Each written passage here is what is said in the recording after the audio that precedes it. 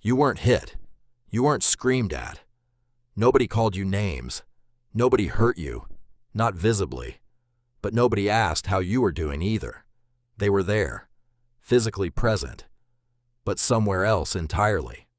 Two people at the table, nobody actually showing up. You held up your drawing. They didn't look. And slowly, you stopped holding things up. You learned to go to your room, close the door, and sit with whatever you were feeling, completely alone. No dramatic crying, just quiet tears nobody came for. You waited. The door never opened. That silence did more damage than a slap ever could. You performed anyway. You showed up anyway. But their seats were empty, again. And you stood backstage, still in costume, alone in a crowd of hugs. So you learned to wear a face that didn't show it. Nobody noticed. That was the whole problem. This is the psychology of the ignored child. Most people picture neglect as something extreme, visible, obvious, broken homes, dirty floors, abuse you can point to. But the most dangerous neglect looks completely normal. You came home from school. A parent was there. They just never turned around. How was your day? Those words were never said. You brought things to show them. They waved you away. When you cried, they stiffened, turned slightly away. This wasn't one incident. It was every day, for years, and you stood in front of the mirror trying to understand. Why don't they respond to me? What's wrong with me? And a conclusion formed, the only one a child can reach. There must be something wrong with me. And you believed it. The house looked fine, clean, normal, functional. But behind your eyes, everything was heavy.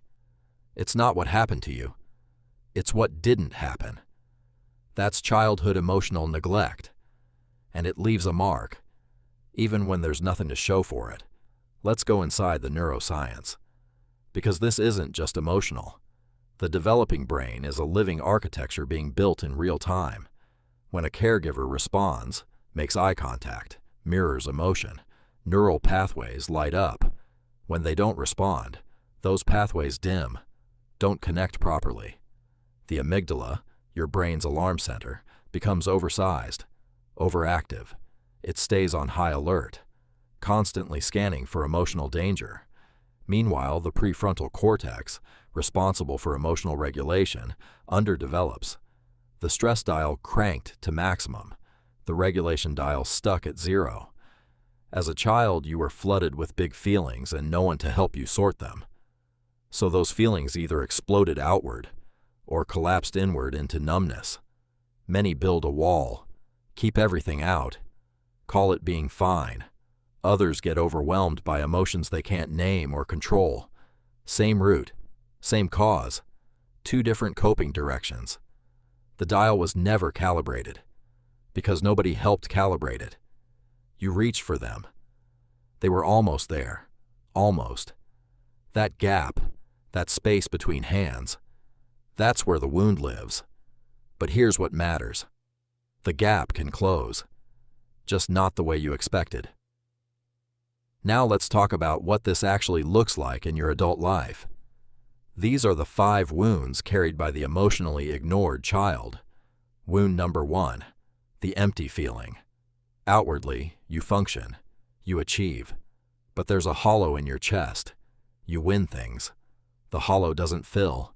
The feeling fades fast. You find love, someone good. Still, that quiet emptiness underneath. Because the original need was never met. No adult substitute quite reaches it. Wound number 2, difficulty identifying your own emotions. Someone asks how you feel. Your mind goes completely blank. Emotions float past you like objects from a foreign country. You can't name them, because every time you felt something as a child, it was dismissed. So you disconnected. You stopped tracking what was happening inside. Wound number 3, crushing self-doubt. You present confidently on the outside. Inside, is this stupid? Was that wrong? Every decision followed by the urge to take it back, because your perceptions were never validated. You couldn't trust your own mind. Your confidence is a candle in the wind, never quite steady. Wound number 4, the inability to ask for help. You're struggling. People are nearby. You adjust your grip and keep going alone. The words form. Your mouth opens. And then you swallow them. Because as a child, reaching out emotionally got you nothing. So you stopped reaching. 2 a.m. Something's wrong. You type the message. Stare at it. Delete it. That specific kind of alone. That's the wound. Wound number 5. The impostor behind every achievement. The wall of credentials. The promotions. All of it. Still not enough. People clap for you. You smile. But inside, they don't really know me. There's still a child inside you, waiting for someone to finally say, I see you. So you climb. Every achievement, another rung. The top never comes into view. You reach a step, look around to share it. The void is still there. What you're really hungry for can't be found in a diploma. 5 wounds, all of them invisible, all of them real, all circling you right now.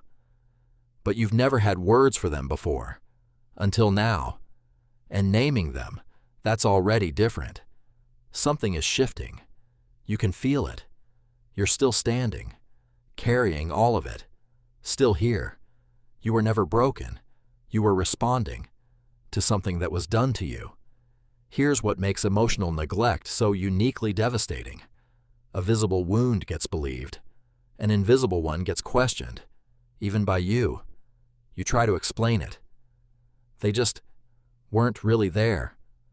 People shrug. At least they didn't hurt you. And you go quiet. Because what do you say to that? You absorb the dismissal. It joins everything else already inside you. And you carry trauma you can't see, that follows you everywhere. A scar gets believed. But you have no scar. Just the weight behind your chest. The wound is real. It just doesn't have a scar you can show anyone. But the data is there. Brain scans show measurable difference. This isn't in your head. CEN survivors show higher rates of depression, anxiety, and emotional dysfunction, comparable to visible trauma. You weren't making it up. You never were. Somewhere a child version of you asked, "Why don't I matter?" Nobody answered that question then, but you're answering it now. Your adult self and that child, finally in the same room, finally facing each other. You have no right to feel this way. That was never true. You had every right, every single time. And knowing that, naming it, changes the weight of what you carry. Now you look up, not at them, at your own horizon. So what do you actually do with all of this? First, you write it down. You name it. That's not small. That's the beginning. The empty feeling. Written, labeled, seen, already less powerful. Therapy specifically focused on CEN is one of the most effective paths forward. Not to perform healing, but to actually stop and ask, what am I feeling right now? And for the first time, actually go looking for the answer. Those emotions are there, dim, unfamiliar, but there. You reach toward one, you hold it, look at it. A small breakthrough, not a cure, a beginning. Step 1. Learn to identify your emotions. Practice it daily. It gets clearer. Pause during the day, phone down, eyes closed. What is actually happening inside? The shape gets clearer each time. You're building what was never built. Step 2. Learn to tolerate receiving support. This one is hard. Someone offers help. You almost refuse. You catch yourself. You accept it. That hand extended. You reach toward it this time. The gap begins to close. The armor doesn't disappear overnight, but there's a crack now. Light comes through. Step 3. Practice self-compassion. Treat your inner world as valid. Kneel down to that child inside you. Your feelings are real. Say it like you mean it. The child in you shifts, not healed, but finally heard. That matters enormously. In relationships, the pause, the breath, the new response, hard-won and real. Step 4. Recognize your patterns. Awareness is how you interrupt them. Watch yourself, not with judgment, with recognition. There it is. I see it. Then, make a different choice. Small, imperfect. Yours. That's the new pattern beginning. Further into therapy, you're actually talking. Something that used to feel impossible. The hollow is still there, but smaller. And around it, structures you built yourself. You're back in that same hallway, but something at the end of it is different now. You take a step toward it, not fixed, not transformed, just moving. The goal isn't to become someone who wasn't shaped by neglect.